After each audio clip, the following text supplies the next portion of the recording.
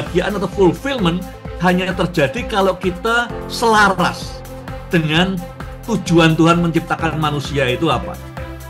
Pemimpin ilahi selalu kreatif. Dalam keadaan yang kepepet seperti apapun, selalu lihat ada tempat yang kosong untuk diisi, ada satu bentuk yang bisa ditingkatkan keindahannya dan fungsinya.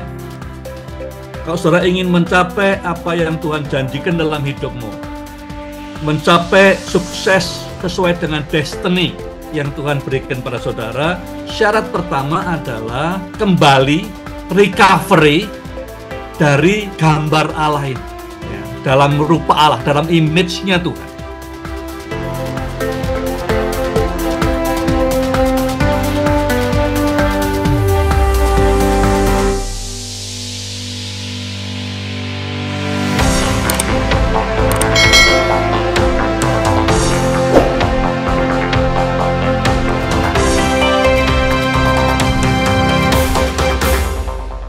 Sebelum kita masuk lebih detail tentang pasal 1 dan 2, saya mau kasih konteksnya dulu. Keseluruhan topik yang saya ingin berikan untuk kejadian ini saya sebut sebagai forerunners, atau orang yang berlari. Kayak Yohanes Pembaptis itu forerunners-nya Tuhan Yesus.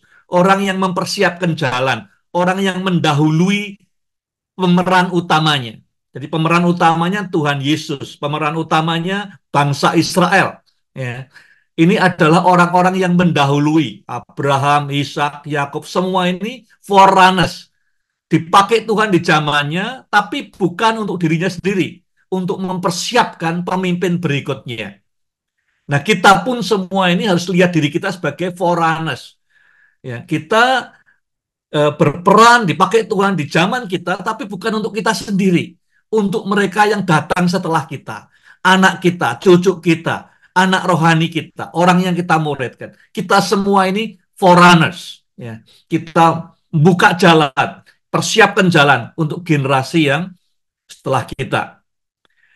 Nah, judulnya yang untuk pasal 1-2 saya berikan adalah kepemimpinan sebelum kejatuhan manusia dalam dosa. Seorang pemimpin itu selalu mulai dengan bertanya, why? Ya, kenapa? Ada orang berkata, orang-orang yang tahu bagaimana bertanya why akan menjadi pemimpin buat orang-orang lain yang hanya bisa bertanya what. Nah, orang yang cuma bisa bertanya apa dan bagaimana biasanya bekerja untuk pemimpin yang selalu mulai dengan bertanya kenapa. Nah, saya ingin kita bahas konteksnya kejadian dulu. Ya. Kenapa sih Tuhan harus menciptakan manusia? Tujuannya Tuhan apa? Nah, kita perlu paham ini. Kalau kita tidak paham tujuan Tuhan menciptakan manusia, maka kita tidak akan menemukan fulfillment, kebahagiaan. Kebahagiaan atau fulfillment hanya terjadi kalau kita selaras dengan tujuan Tuhan menciptakan manusia itu apa. Mengapa Tuhan menciptakan saudara dan saya? Itu pertanyaannya. Ada 3 hal yang diungkap di pasal 1 dan 2 ini. 1, dikatakan di pasal 1 ayat 26. Kemudian Allah berkata, marilah kita menciptakan manusia supaya menyerupai kita dan mencerminkan sifat-sifat kita. Artinya apa?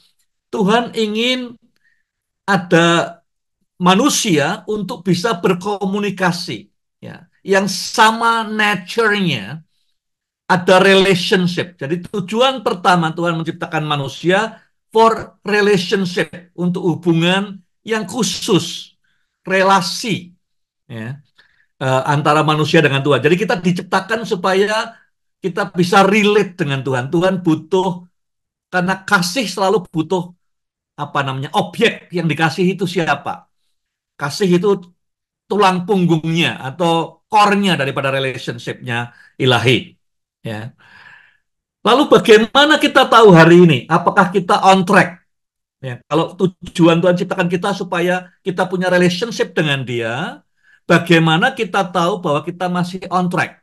Cara ngeceknya dengan bertanya, apakah saya punya kualitas dan kuantitas komunikasi yang baik dengan Tuhan hari ini?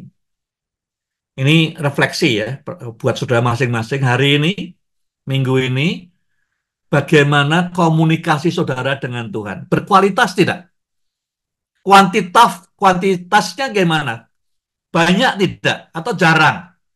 Kualitasnya gimana? Cuma sudah ngomong minta atau saudara dengar ya diskusi dengan Tuhan, ambil waktu yang khusus atau saudara berdoa sambil nyetir mobil sambil segala macam. Ya. Jadi kalau kita tahu kita on track apa tidak dengan tujuan nomor satu, pertanyaannya adalah cek periksa hari ini aja kualitas hubungan saudara dengan Tuhan sedalam apa, kuantitasnya sebanyak apa. Dari situ kita bisa tahu kita align tidak dengan tujuan Tuhan. Kalau diteruskan seperti ini, kalau saudara tidak align dengan Tuhan, saudara tidak akan bisa melihat apa yang Tuhan lihat. Kalau saudara tidak bisa lihat apa yang Tuhan lihat, saudara tidak akan menemukan kebahagiaan dan fulfillment. Jadi kalau kita bisa tiap hari ngecek, tujuan Tuhan menciptakan saya adalah supaya saya punya relationship dengan Dia. Tahunya gimana? Kalau saya bisa ngecek, sederhana, kualitas komunikasi saya dengan Tuhan seperti apa hari ini? Kuantitasnya seperti apa? Nomor dua, kita lihat di dalam Kejadian 2 ayat 24. Kemudian Tuhan Allah berfirman, tidak baik kalau manusia itu sendiri saja. Aku akan membuat baginya penolong yang sepadan dengannya. Itu ayat 18. Yang ayat 24, karena itu laki-laki akan meninggalkan ayahnya dan ibunya, lalu bersatu dengan istrinya, sehingga mereka menjadi satu daging. Tujuan Allah menciptakan saudara dan saya di dunia ini, yang kedua adalah supaya ada relationship antar manusia. Hubungan suami istri itu adalah relationship yang par excellence. Artinya model yang ideal seharusnya. Tujuan nomor dua, tidak hanya hubungan kita dengan Tuhan, Tuhan ciptakan kita supaya relate dengan orang lain. It's not good. Tidak baik kalau seorang sendirian saja. Ya. Lalu bagaimana kita bisa ngecek kita tetap di jalurnya Tuhan apa tidak dalam tujuan Tuhan yang kedua ini? Nah, cara ngeceknya jika refleksi bertanya, apa yang saudara sedang kerjakan hari-hari ini, minggu ini, bulan ini, untuk memperkuat keluarga-keluarga? Ada nggak? Keluargamu sendiri atau keluarga orang lain? Apa yang sudah buat ya, memperkuat keluarga? Nah, keluarganya orang lain atau keluargamu sendiri? Dan kedua, apa yang sudah buat untuk memperkuat komunitas imanmu? Mungkin saudara ada yang komunitas imannya kelompok bor, ada yang punya cell group sendiri, gereja, ada yang di kantor, full gospel. Apa yang saudara kerjakan untuk memperkuat komunitas iman hari-hari ini? Kalau tidak ada, ya berarti mungkin tidak on track dengan tujuan Tuhan. Karena tujuan Tuhan selalu adalah komunitas iman diperkuat, relationship antar manusia dikuatkan, diteguhkan, family dibangun. Yang ketiga, tujuan Tuhan menciptakan saudara dan saya apa? Kejadian 1 ayat 28. Kemudian diberkatinya mereka dengan ucapan beranak cuculah yang banyak, supaya keturunanmu mendiami seluruh muka bumi serta menguasainya. Tujuan ketiga daripada penciptaan saudara dan saya adalah soal leadership, kepemimpinan. Yaitu Tuhan menciptakan saudara dan saya untuk memimpin sebagai kepanjangan pemerintahan Allah atas dunia. Jadi Allah butuh representasi pemerintahannya di atas dunia. Dia Allah itu roh, ya dia butuh kehadiran fisik di dunia untuk mempresentasikan his rule, ya, pemerintahan Allah atas ciptaannya. Terus dia berkata, kamu harus beranak cucu supaya representasi Allah tidak hanya di Taman Eden, tapi di seluruh dunia. Harus berlipat kali ganda, supaya pemerintahan Allah bisa sampai semua pelosok dunia lewat representasi kita. Lalu pertanyaannya, bagaimana kita tahu bahwa kita masih di jalur yang benar? Caranya, saudara renungkan, sebutkan nama-nama orang yang saudara sedang perlengkapi hari ini. Ada nggak sebagai keturunan rohanimu untuk meluaskan pemerintahan Allah di atas bumi? Jadi Tuhan sejak awal ingin kita ini memimpin ciptaannya Tuhan yang lain sebagai wakil Allah di atas bumi. Tuhan berkata, beranak cuculah, tidak hanya jasmani tapi rohani juga. Jadi pertanyaannya, apakah sudah masuk dalam tracknya, jalurnya Tuhan apa tidak? Bisa enggak saudara ngisi nama-nama yang secara intentional saudara perlengkapi untuk meluaskan kerajaan Allah di atas bumi?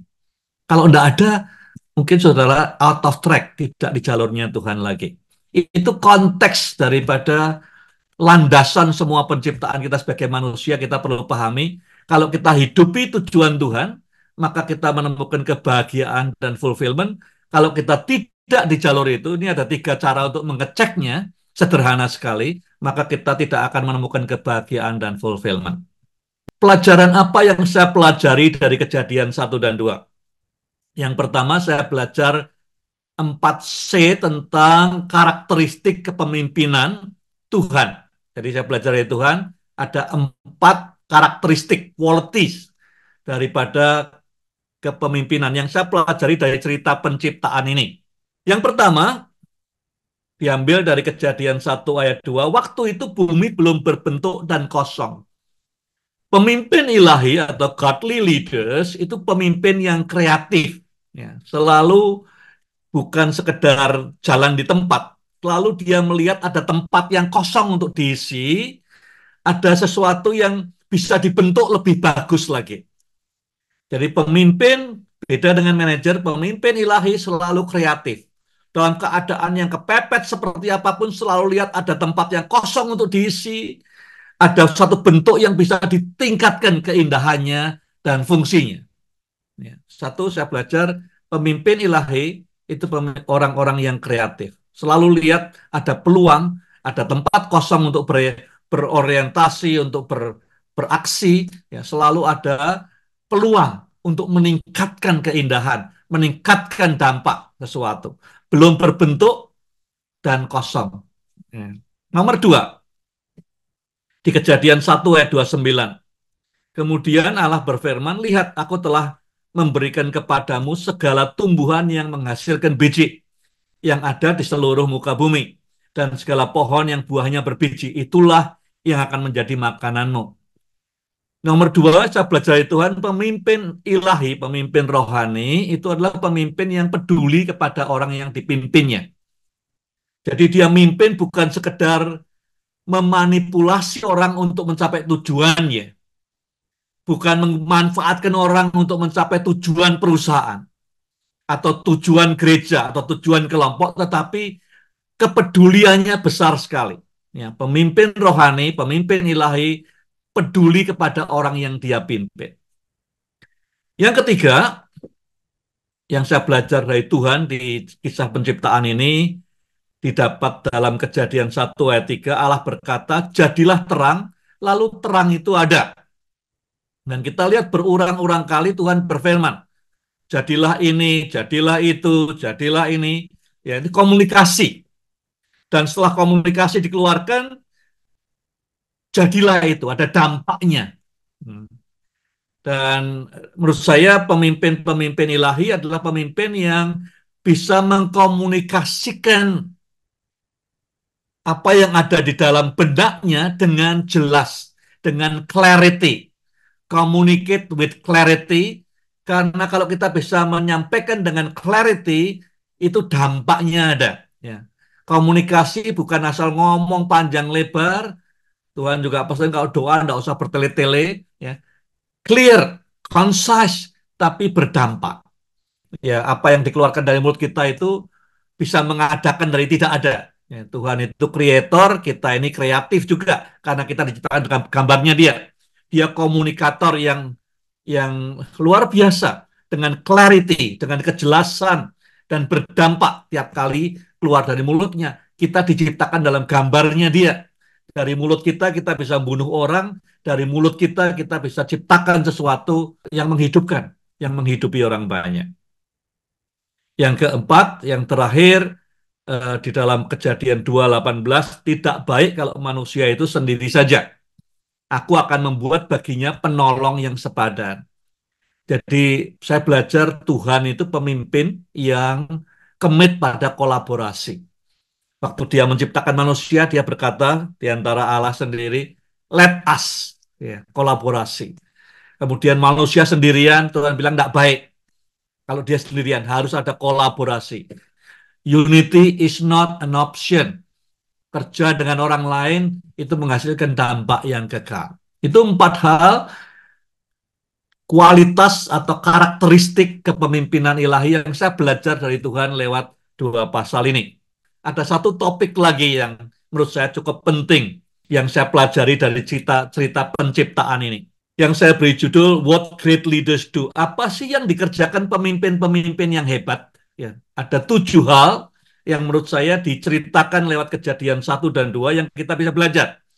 7 hal penting yang dikerjakan oleh pemimpin-pemimpin yang hebat. Belajar dari kisah penciptaan ini.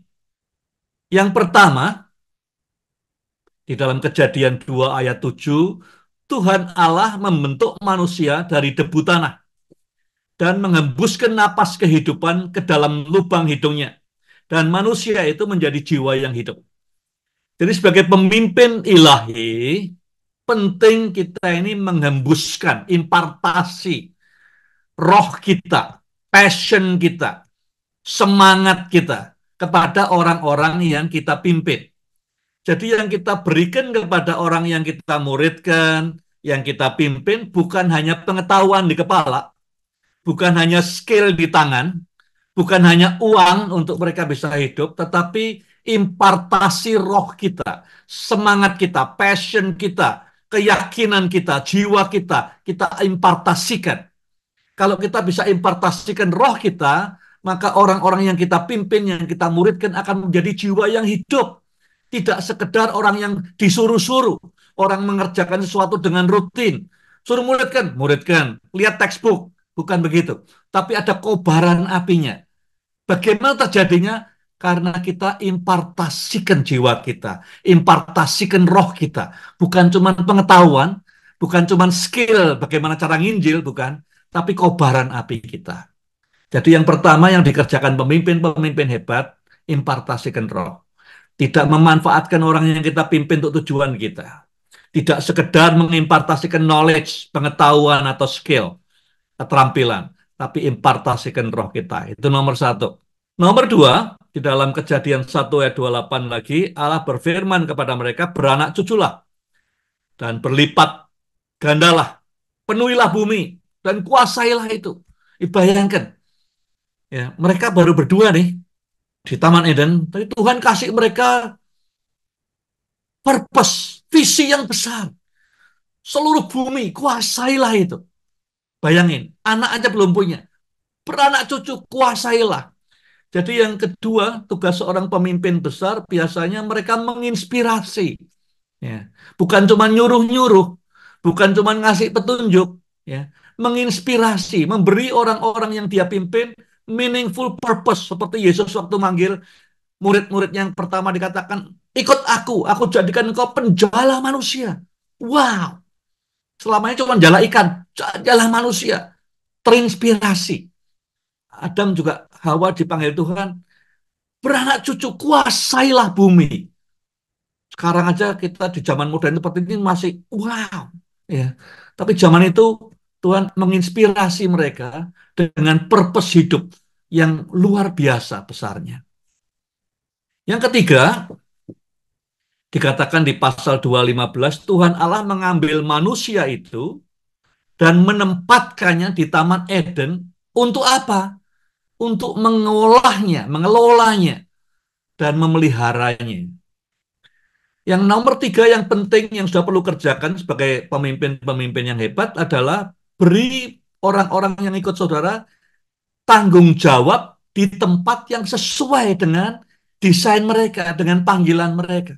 Jadi saudara perlu assign orang-orang yang saudara muridkan, saudara pimpin dengan satu tanggung jawab, dengan satu assignment yang sesuai dengan panggilan Tuhan dalam hidup mereka. Make sure, ensure tempat mereka ini benar.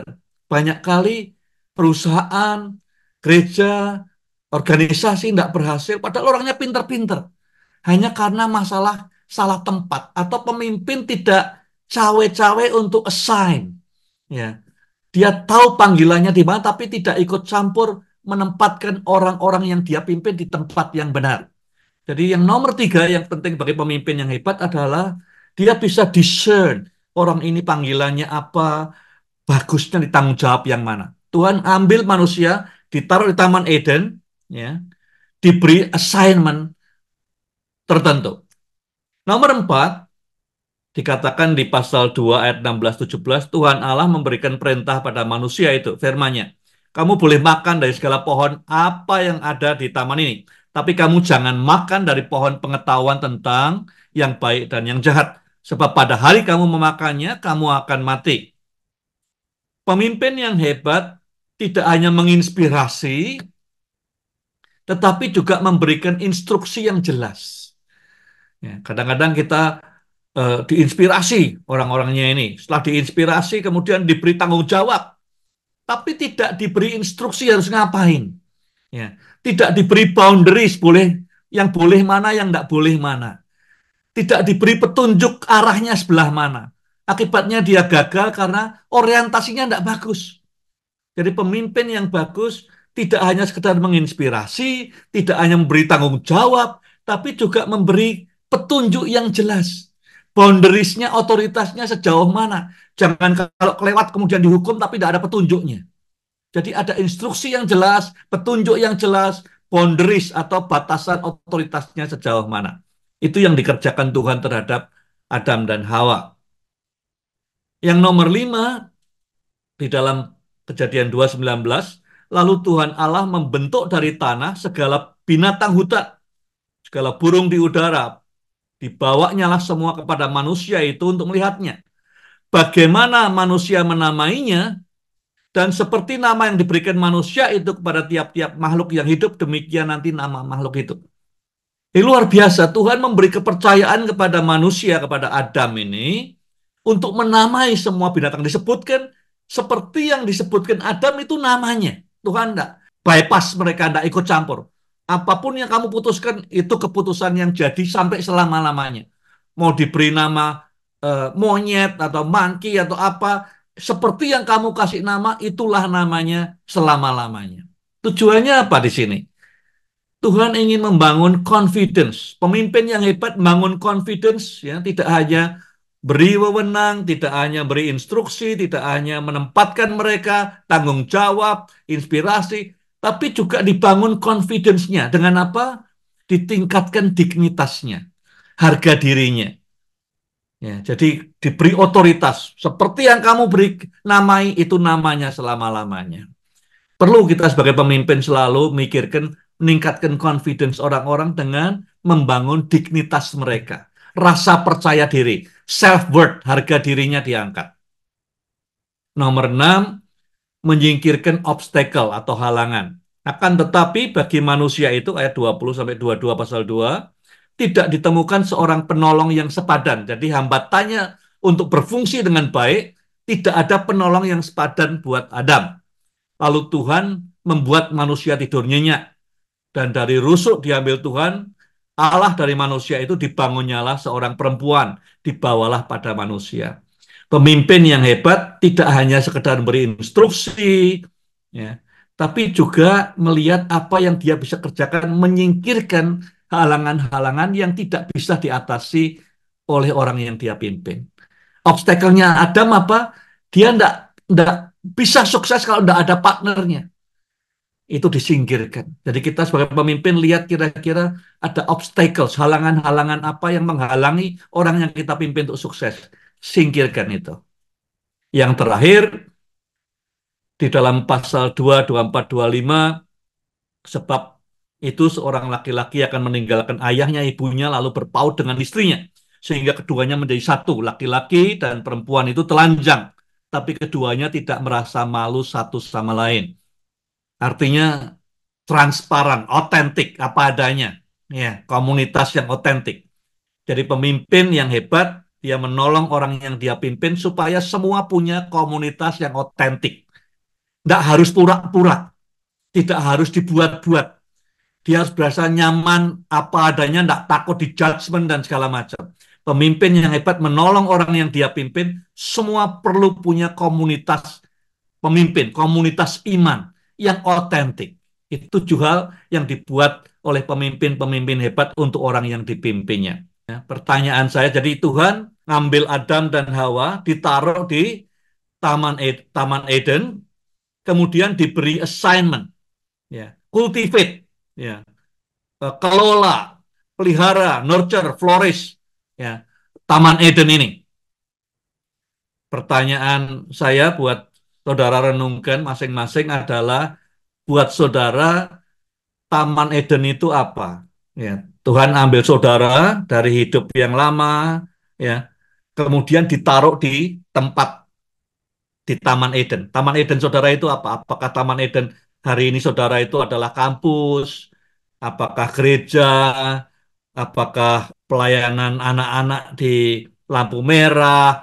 Ataukah mengajar di sekolah apa? Taman Eden, di mana Tuhan mengambil saudara dari kehidupan yang lama, ditaruh di sana. Taman Eden saudara itu apa? Ya, apakah itu betul-betul tempat di mana Tuhan taruh saudara atau tidak? Itu yang perlu direnungkan. Bagaimana Tuhan menempatkan saudara sampai sampai ke tempat saudara hari ini? Apa assignment dari Tuhan di tempat ini? Ya, jadi kita akan betul-betul menemukan fulfillment kalau kita tahu kerjaan kita, bisnis kita, tugas kita ini, assignment kita ini datangnya dari Tuhan. Kalau tidak, kita tidak akan menemukan kebahagiaan dan fulfillment. Jadi pertanyaannya, saudara sudah sampai di Eden belum? Dibawa Tuhan ke Eden tidak? Atau sudah lari ke tempat lain? Kalau ini Eden, ya, entah itu sekolah atau kampus atau gereja atau kantor, bagaimana Tuhan bawa saudara ke sini dan tugas saudara apa di sini? Dari Tuhan tugasnya.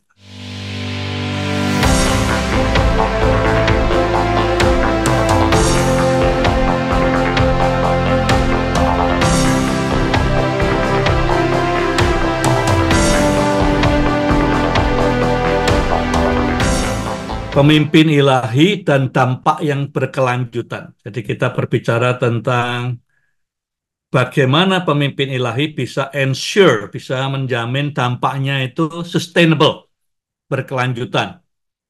Ada tiga hal yang saya ingin titipkan pada saudara. Yang pertama saya ambil kembali dari Kejadian 1 ayat 26. Berfirmanlah Allah, baiklah kita menjadikan manusia menurut gambar dan rupa kita. Garis bawahi kata berikutnya, supaya mereka berkuasa atas ikan-ikan di laut, burung-burung di udara, ternak, dan seluruh bumi, atas segala binatang melata dan yang merayap di atas bumi. Dalam bahasa Inggrisnya dikatakan, so that.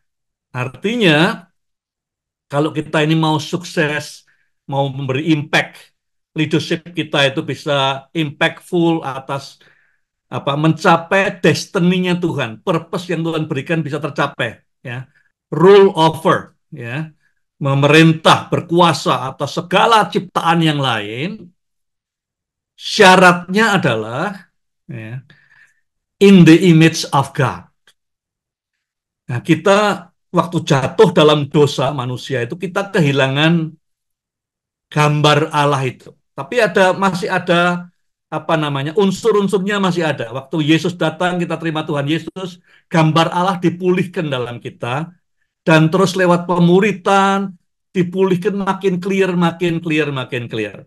Jadi untuk kepemimpinan, kalau saudara ingin mencapai apa yang Tuhan janjikan dalam hidupmu, mencapai sukses sesuai dengan destiny yang Tuhan berikan pada saudara, syarat pertama adalah recovery dari gambar Allah ini, ya, dalam rupa Allah, dalam image-nya Tuhan.